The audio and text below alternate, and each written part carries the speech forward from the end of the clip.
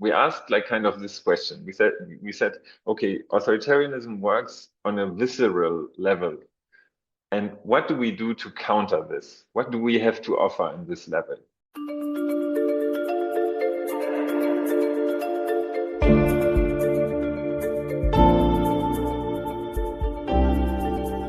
Hi, everybody. Welcome to Mobilizing Data for Justice.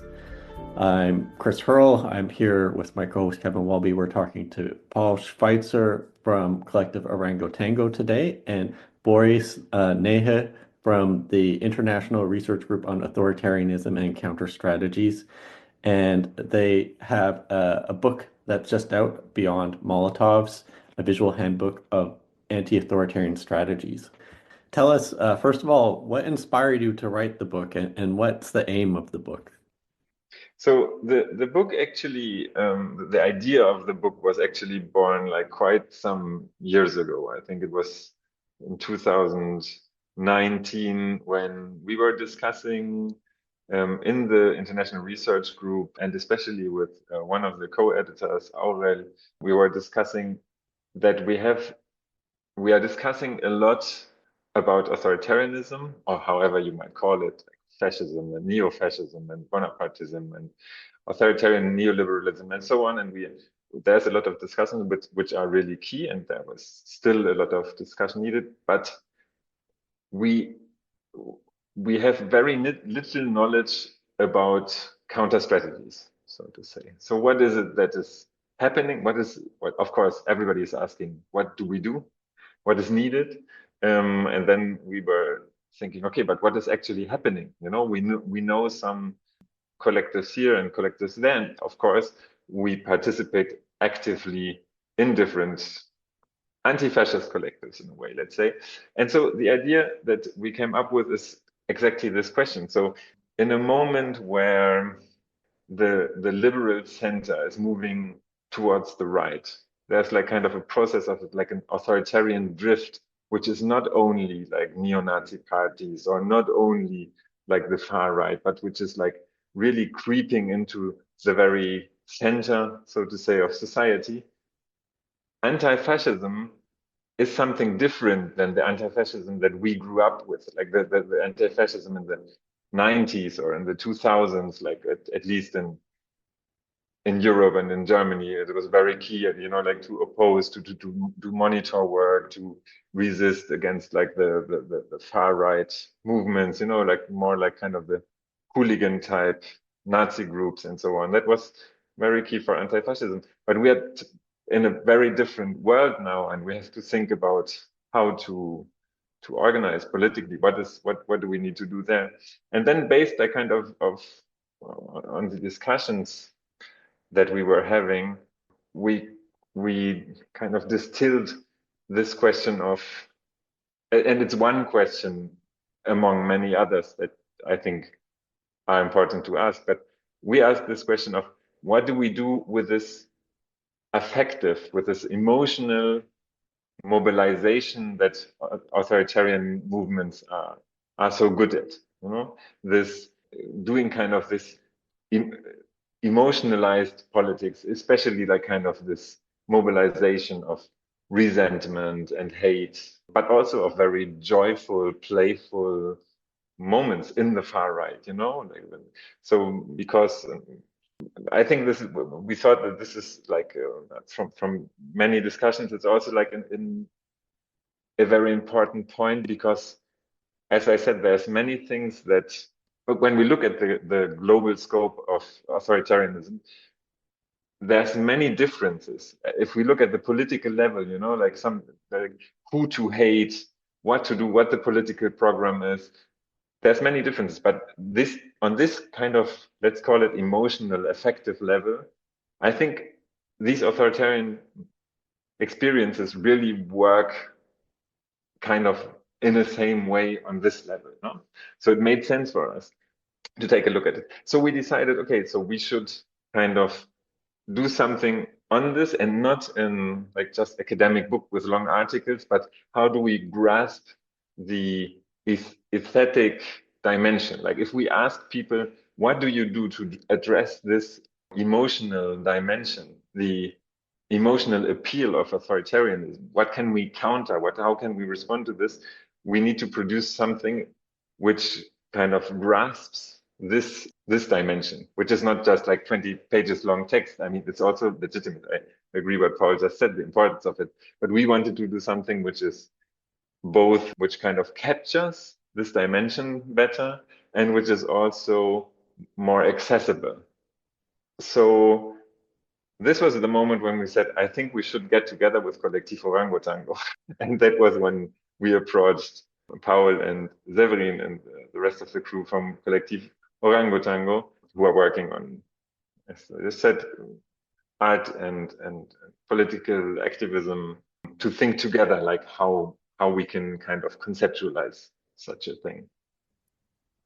When you ask us to participate in this book project, also for us, it felt like we had been waiting for this. Also, I mean, it felt so obvious to do this kind of book, obvious both on the level of the situation, the political situation that we saw at that point emerging, and now even more and more, but also obvious in the sense of what Kollektiv Orangotango's work has been ever since, like the kind of practices that we learned in grassroots organizations in Europe and Latin America, in urban peripheries, in rural communities, and so on. Like, what practices really have the potential to hold these struggles together?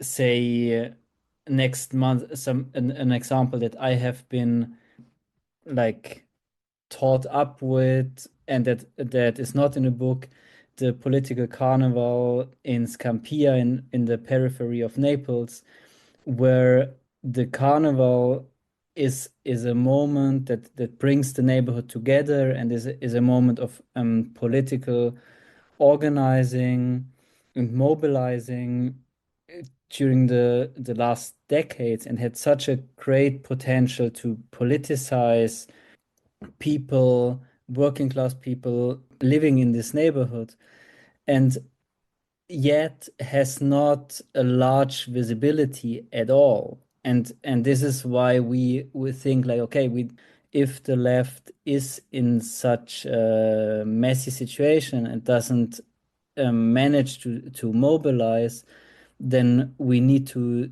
capture these moments and see how we can make them visible, bring them in a format where similar methods, tools, strategy can be used also in other contexts. And this is what the book tries to do, and the ongoing project, the network that we're building up tries to do, right? So maybe two words on how this book was actually made from there on. What we did was to get together and write a call for proposals and send it out like through all our networks and contacts around the world. And we didn't actually say what we understood by authoritarianism. We asked like kind of this question. We said, okay, authoritarianism works on a visceral level. And what do we do to counter this? What do we have to offer in this level? If the authoritarians manage to mobilize like these affects, what can we do? And that was all we said. We didn't said, okay, how are we to kind of tell people what authoritarianism is in Myanmar or in whatever, Zimbabwe or in Turkey or in Europe for that matter. I think it's something which is still open and which we have to discuss. And so we got 150 proposals from all over the world, I think from kind of 40 plus countries, with many different things from from activists, from researchers, from collectives, from artists, somewhere like texts. It was proposals at that moment, but it was somewhere like more text. Some was like really graphic. Some was the proposal to draw a comic. And the first thing I think, which is really important to underline, is how incredibly like kind of empowering this was, just to go through these proposals and to see and in a moment which already then, 5 years ago, felt a bit hopeless and a bit dramatic and a bit like going towards the abyss, seeing what people are capable of doing and how creative they are in like the most adverse context around the world was for us like a very, very powerful, very important moment, I would say. And what we did was our two collectives grouped together. From the research group, there were, I think, kind of 5 people from different countries in the world participating, plus the other editors of the book. So we were around, I think, in the end, 8 or 9 people in the editing committee doing kind of the selection of the proposals that we were most interested in, or that we found like the most promising and maybe the most important, which was not an easy thing to do because we had like very different criteria also for it. So of course it was important to have different, like many geographies kind of represented in the book, not with the idea of we want to represent the world, but to say like, okay, we want to bring together like, like experiences and learnings from different parts.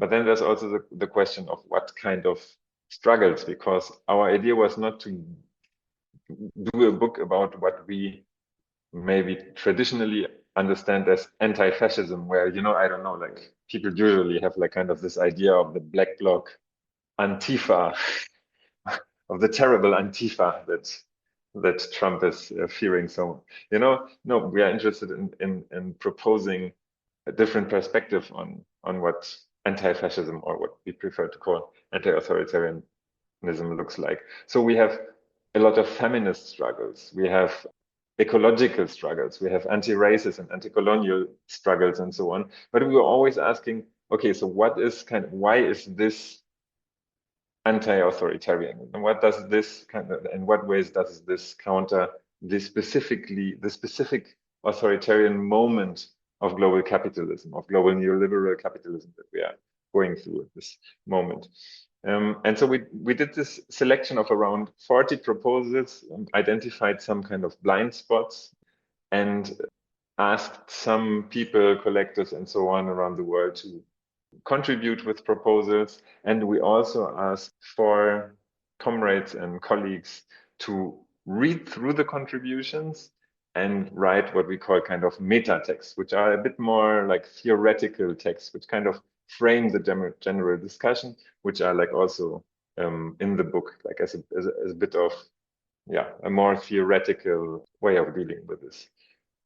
And all of this, of course, took us quite some years because it was a long process of curating in the end, which in the end are 50 contributions, which are texts, which have a textual side, but which are, and this is why it's called a visual handbook, which are with a lot of graphic, with a lot of illustrations, with photos, with comics, with many like kind of visual materials.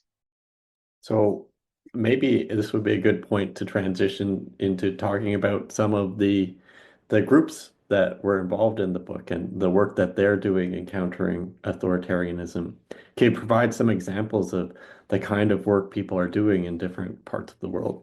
Yeah, it's difficult to decide or to pick out one or two. Maybe we can go by the way we structured the contributions. And if you have the book at hand or the free PDF open, you will see that actually it was so hard to put them in a linear order that we gave the book 3 indexes. So one of them is geographical. So you would see it in form of a map on the very first pages. And then one represents or tries to find a narrative order that is also the order that the contributions are actually in the book. And then there's a third one that clusters the contributions and the struggle that are part of the book. And maybe we can talk a bit about these clusters, right? the cluster that Paul is talking about is also what we kind of call strategies, because the question of what is our role as editors, what do we want to do with such a book? And for one of the things that we were aiming at is kind of to contribute to a kind of mutual learning process. And I think the contributions, of course, speak for themselves, and you can go through them and you can always learn many things. And for us, why it was so difficult to organize them was that you always can learn so many different things. You can learn very practical things. I mean, like what materials to use when you want to kind of paint a wall or use a or sour protest banners or something like this. But then also like just the question of what we would usually maybe say, what gives us great ideas, how to do things. So this is all kind of present in the work that we've been doing. What we wanted to kind of extract is what we call kind of strategies that address this emotional affective level. And so we distilled kind of 6 what we call strategies, which were also very hard to name in a way. So we used always like 3 words to describe what we were aiming at. And so we have one strategy, which is called expose, accuse, remember, which is like the importance of exposure, what it means to expose the injustices, if you want to, and the violence of the current moment, which is, I would say, implies like reflection, which also kollektiv orangotango is doing a lot, of what materials, what formats, with what means can we still kind of transmit things in a world which is ever more brutalized, and where violence and exploitation and injustice is so normalized as of today, that I don't know. I just read that the 3 people standing behind Donald Trump in his inauguration, they have more money than half of the population of the United States, So in a world like this, what can we say, and how can we say this? How can we expose this, And I don't know, maybe Paul, if you want to kind of give an example of the things that happened there. Yeah, in this first strategic cluster, we have contributions like counter-cartographies of resistance, a contribution from the Philippines, from a collective who offer counter mapping as a tool for mainly rural communities to expose everyday authoritarianism in the Philippines and the violences that these communities suffer. There's several mapping strategies actually in this cluster. Then there's also, say, a contribution from Colombia, where a mural that accused state violence in Colombia became or there's this whole struggle about this mural where state violence was accused, and then the mural was erased and then again painted and again painted, and this struggle for visibility in public space in a mural is which I think also is a tool or a media that can be applied and has been applied in totally different contexts worldwide.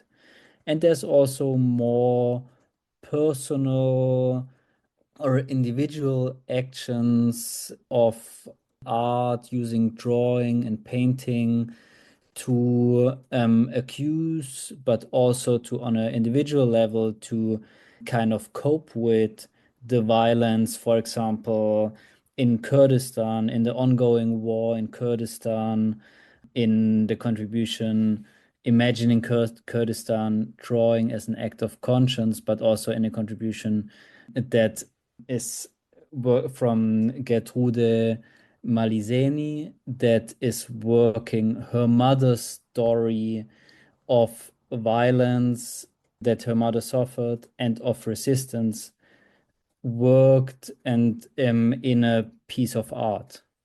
Another kind of strategy that we found out, what we did, so just to make it clear, was like looking at the many contributions that we had and distilling like the what is working there. So one was the question of exposure. The other one, which is of course a well-known thing, but it's really very important, is subversion.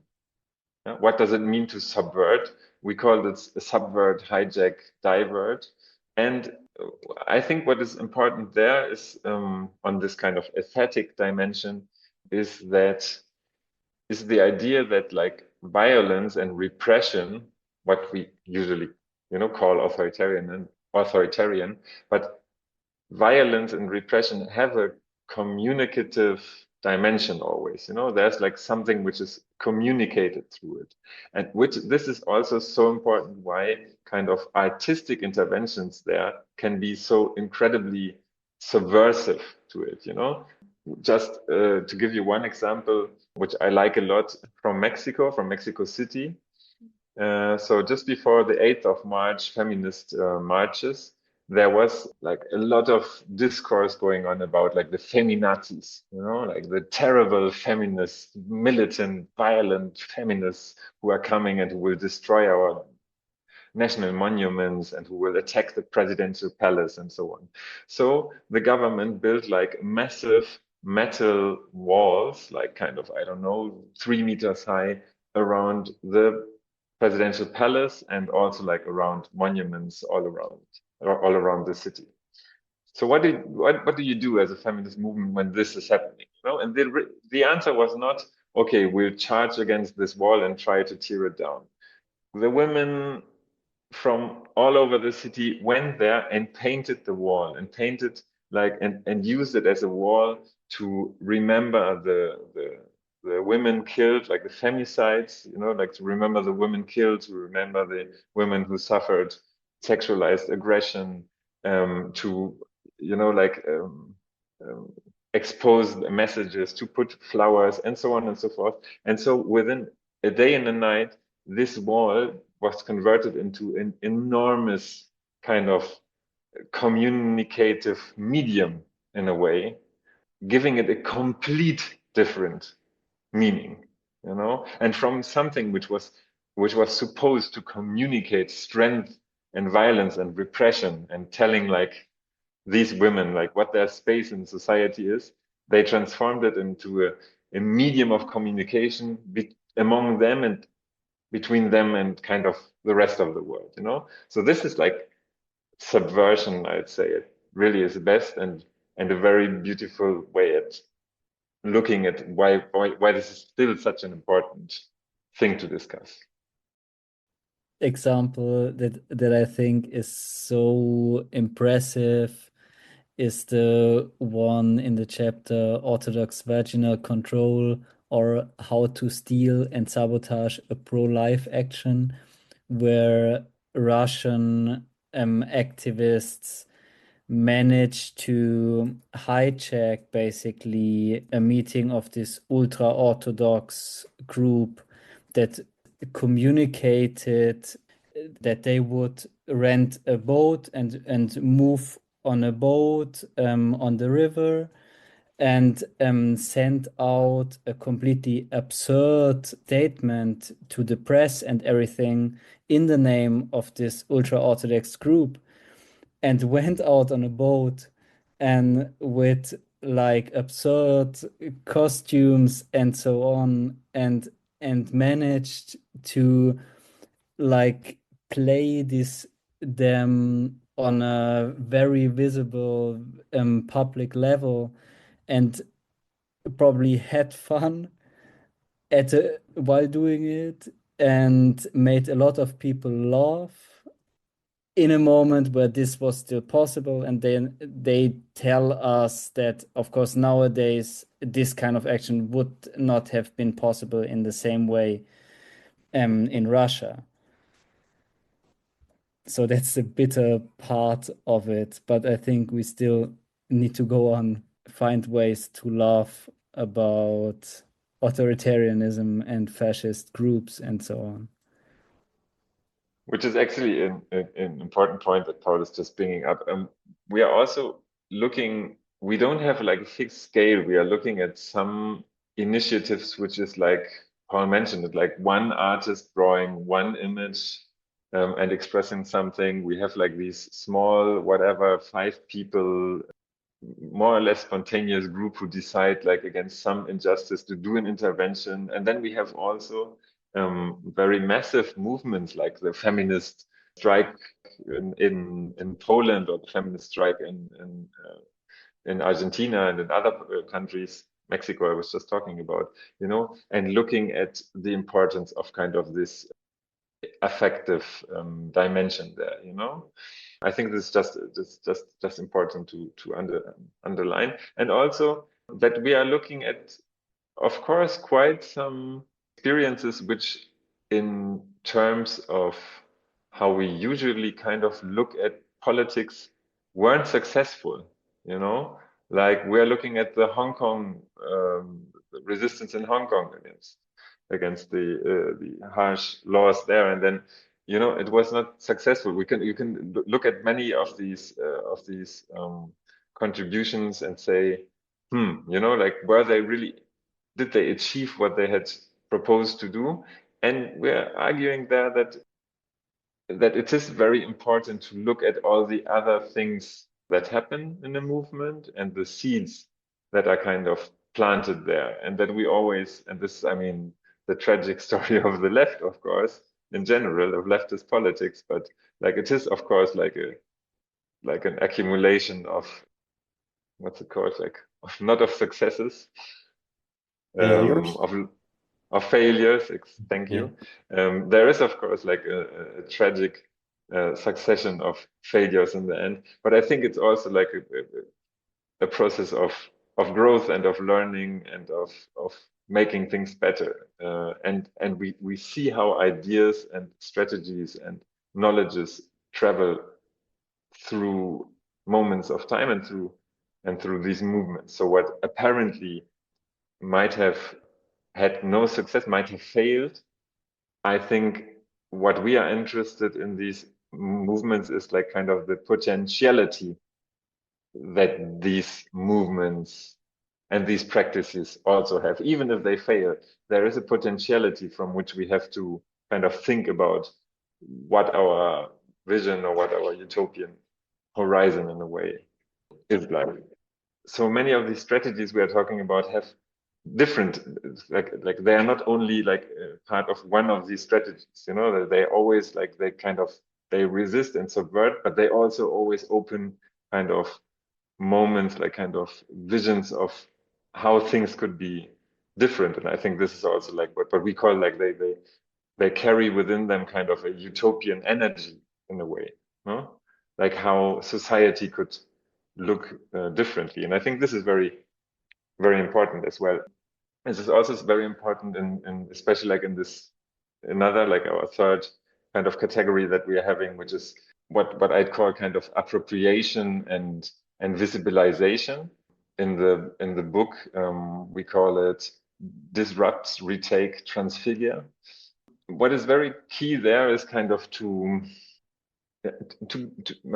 visibilize, to be there, like kind of to claim the existence of oneself and the right to exist in a world which is kind of so brutalized and so repressive in a way. So we have, for example, the work of the Marielle Franco, Rua Marielle Franco, after the assassination of Marielle Franco in Brazil in 2000, I think it was 18 or 19.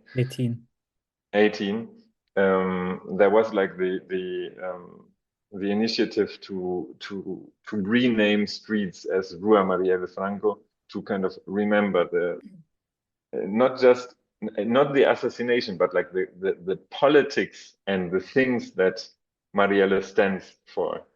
And by doing this and by renaming streets, and then the first street renamed was attacked by Bolsonaro supporters.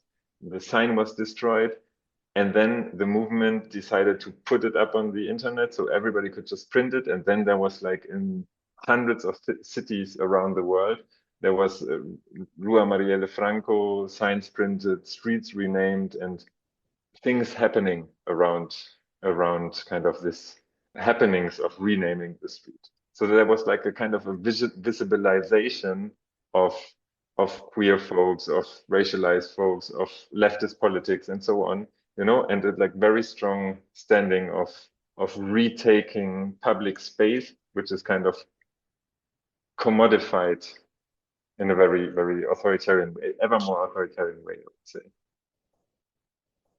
Really such an important, like, successful bringing up of a new symbol for an anti-authoritarian, diverse left politics, because Marielle Franco is a symbol that's not just on a Brazilian level, but internationally.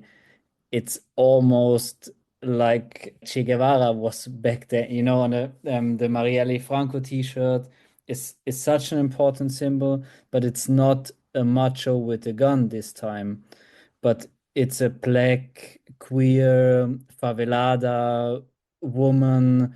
And you know, I just always have to remember when we took our daughter to the manifestation of the first year anniversary of the murder in Porto Alegre in 2019, and this 3-year-old girl was like putting her fist up and screaming Marielle presenti, is like makes me remember how strong and this symbol is, that kids identify, like all the girls in her class identify with it, and feminist activists in Berlin identify with it and put the Rua Marielle Franco sign on Berlin street signs. And this is basically what we have to do. Kind of in my head, we have kind of two fields from our strategies. These first three we were talking about, which is kind of the exposure, which is like subversion, and which is like this appropriation and visibilization. And then the other ones, which were kind of, I would say, this maybe this utopian or transcendental dimension is, I would say, more present. And these are another three, which I would call now like kind of prefiguration, identification, and care and solidarity. And maybe we can talk like briefly about these three. What I call prefiguration is called explore, transcend, and desire in our book, which is like kind of the idea of living otherwise and imagining otherwise. No? This is like exactly like this. How can we address and how can we transcend kind of this sad being of late neoliberal subjectivity and create other ways of living and seeing and being together? So we have there like very different kind of strategies. One I'd like to mention is the one from Chile, which is called Comuna de Coming, which is during the 2019 protests in Chile, where, I mean, I don't know, we all have kind of the images still in our heads where these massive street fights, this incredible, brutal repression with, I don't know, 200, 300 people losing eyes. And it was, I guess, many people losing their lives and everything.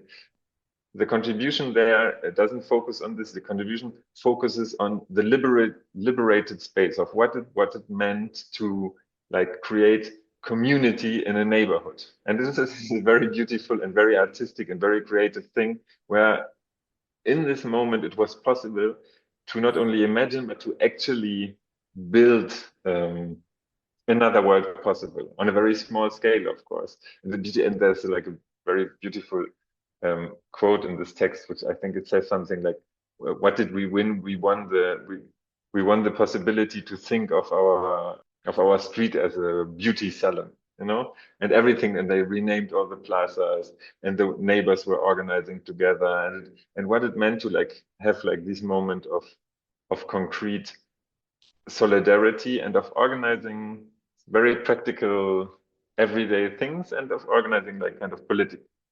So this moment of transcendence in a way, and this is also a very strong claim in the contribution, which is this is something that nobody will take away. Nobody can take this away from us. This is something that we have passed through, that we have done here, which is something, okay, which happened in a struggle. We have another contribution there, just give you one more example, not make it too long, but from a collective, Ecologia de Futuro, who work with kids and adolescents, like youth, doing science fiction movies with a question. They go to a place and then they ask, how is this place going to look like in 300 years?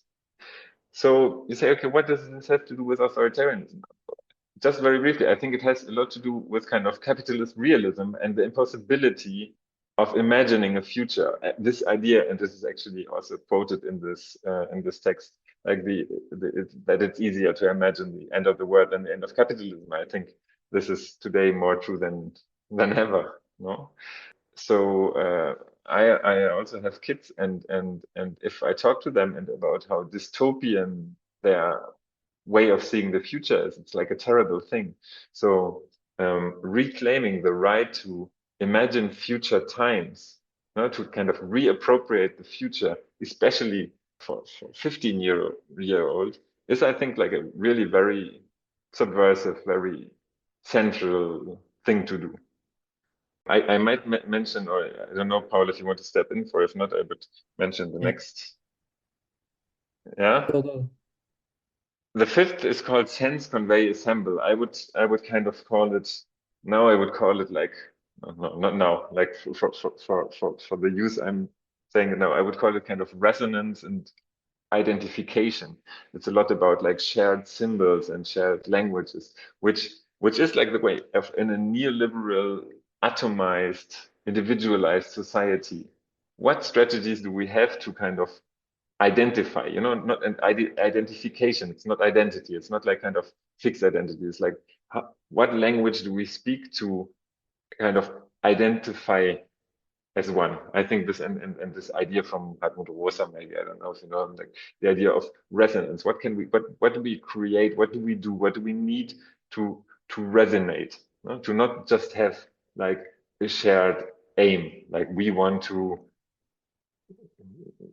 overthrow the government, or not have like, I don't know, not have a rise in the cost of the metro, something, This might be some aim that it's there, but we all know, if we participate in movements, for example, that there's so important things which happen on this level of resonance more than on the aim, the goals of the movement, I would say.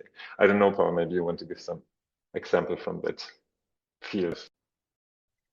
Yeah, I mean, one way that I think all of us know the experience of feeling resonance, both in the physical but also on this other level, is when we think of music, right? And there's, in this strategy, there's several contributions that report from the role of songs and sonic strategies in anti-authoritarian struggles, as the one, the chapter by Joey Ayub, a colleague, a comrade that, by the way, also hosts a podcast called The Fire in These Times, great podcast, where Joey works on or writes on the way songs were used in the Syrian struggles, and how these songs also traveled across borders in the region, but also even beyond the Middle East. How, like, in spontaneous actions, songs became protest songs, and then how the lyrics were changed and changed again, to criticize the regime, to give it a feminist notion, and so on. And then some of these songs were translated and used also in totally different contexts. And I think we all know the example of Bella Ciao that we probably sing in I don't know how many different languages, but this also happens with more recent struggles and more recent songs. Just to give an example. Then another, I think, beautiful example, again from Latin America, is the contribution on the green scarves that first came up as a symbol of the Madras de la Plaza de Mayo in Brazil, so in the struggles in Argentina, sorry, in the struggle against the military dictatorship, that then turned to be a struggle a symbol for feminist struggles more generally, and that is used a lot also in struggles for the decriminalization of abortion in different countries nowadays. And they're also discussing more with feminist activists in Latin America. We also realize how beautiful this example is, in the sense that it is not just involving traditional radical leftist militants, but the symbol also brings together, say, progressive Christians and so on. So it was a symbol that in a way was able to join really different social actors on common and progressive demands and struggles. Yeah, and then just to talk also briefly about about the sixth strategy that we are talking about. So we called it link, weave, nurture. I call it kind of maybe like it's about the materiality of solidarity and care. We realized how important, especially kind of food, the question of feeding and what food means and what cooking means and what nurturing means. There are several of the contributions, like from India, from South America, from Turkey, from Ukraine, from Bosnia. The question there is like, okay, when we talk about solidarity, what do we mean? What do we mean by this? Do we mean like kind of, I don't know, like a mindset, like intellectually feeling a connection with someone? No, we're interested in what this means in kind of in this very material terms, and what actually, and I think there's, of course, we are very indebted with a feminist discussion on care and care work, what it means to take care of each other in politics.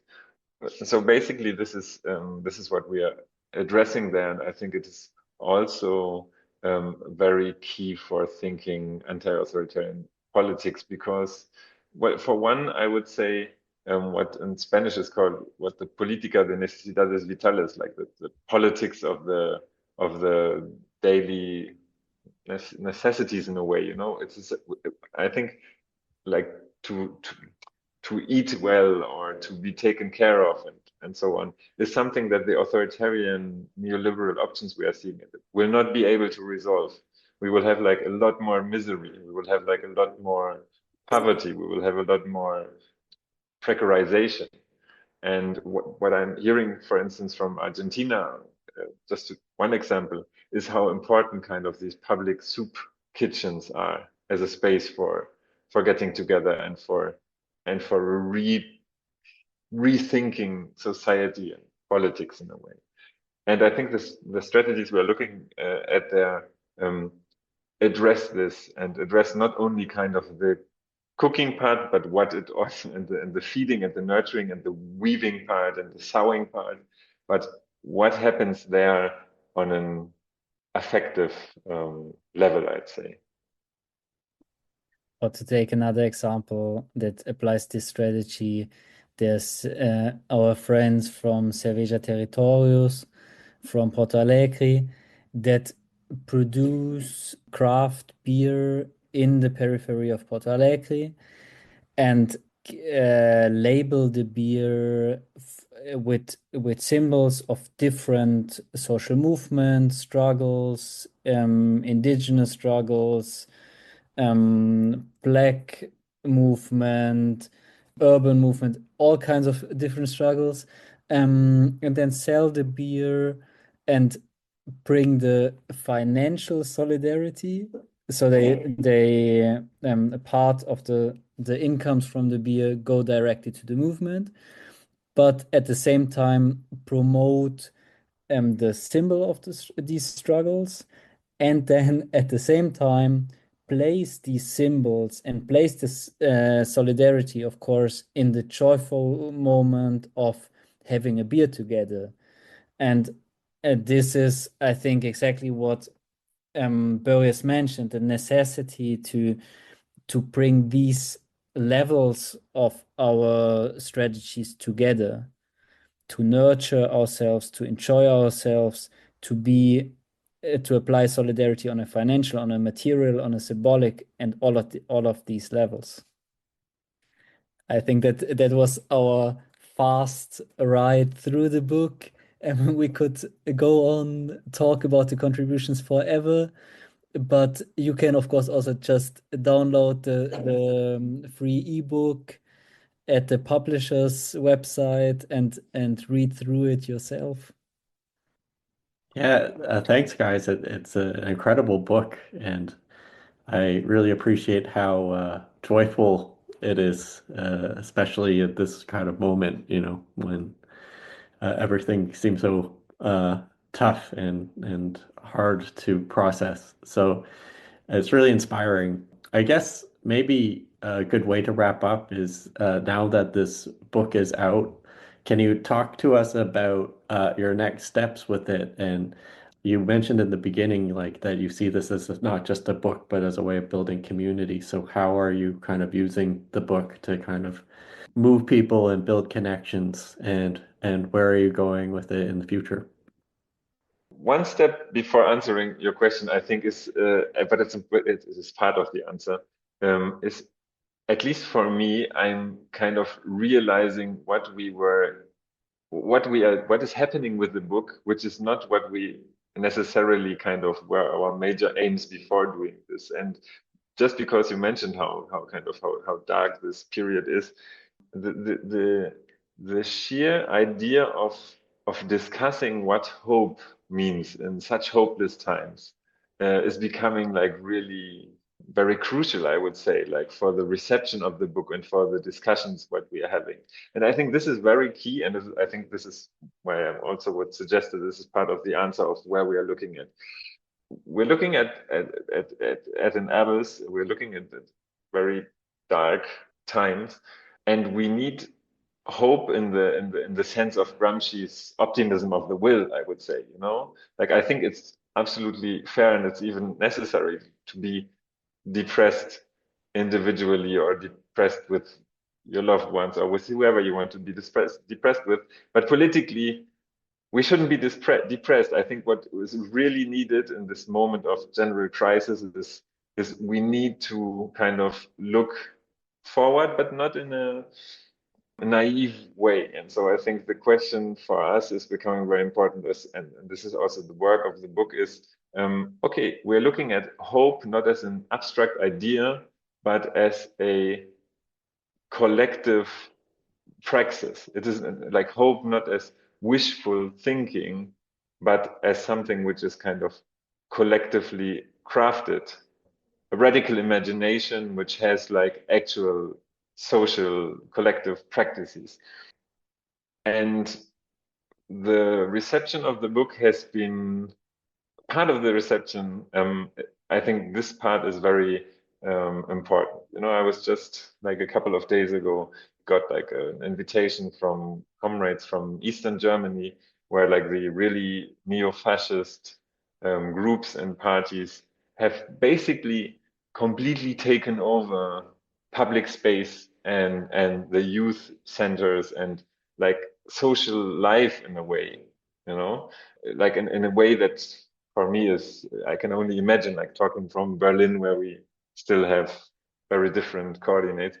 And they were saying, okay, what we need is exactly like they invited us to talk about the book, to talk about our work there, because then we need some kind of hope here, and we need some ideas, and this kind of hope in the way that people, even in like the most difficult contexts and situations, find creative and fantastic ways kind of to intervene. And I think this is one line of work which is very important for us, which is kind of collectively think about what hope means, and how to strategize that in a way, I'd say.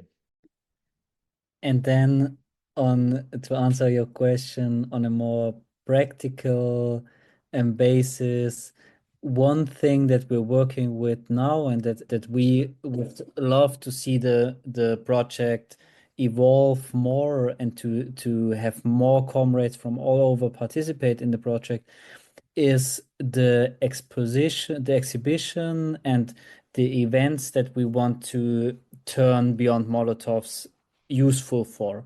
So we basically, from the visual material that we have in the book, we created this exhibition, and we printed it in a newspaper format, which gave us the possibility, with the help of Rosa Luxemburg Foundation, of course, to print it 2,000 times. So anybody can order it for free at Rosa Luxemburg Foundation. I think we can put the links. You might be able to put the links in the show notes or so. And then basically you would just order 2 or more copies of the newspaper. It comes with your mail, and you just unfold the newspaper, and on 27 sheets you put the whole exhibition in your squatted community center, in your institute, on the public, paste it on the walls in public space in your neighborhood, or wherever you think it might be useful to look at, to discuss. And it is an exhibition that aims to inspire and to be a basis for further discussions on strategies that we have, so, and that we apply in different contexts. So we used already the exhibition in different contexts in Italy, Germany, Brazil, and invited local movements to come and talk about what creative, artistic methods they have or have been using already, and which of the strategies that we have in the book and have in the exhibition might be useful to them. And we also have some proposal for small workshop formats that you could apply with the exhibition.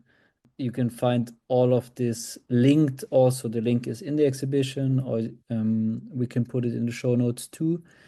The idea is really to have it become material that can be used without us. It doesn't depend on IRGAC or on kollektiv orangotango. Just get the exhibition and work with it and see how it can be useful in your anti-authoritarian struggles.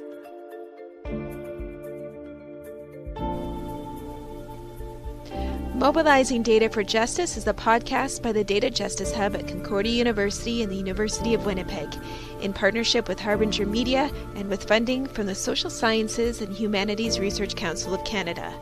Interview by Chris Hurrell and Kevin Walby. From the Data Justice Hub, the Mobilizing Data for Justice team is me, Sarah Grant, Elena Rowan, Chris Hurrell, Maria Senevel, and Kevin Walby.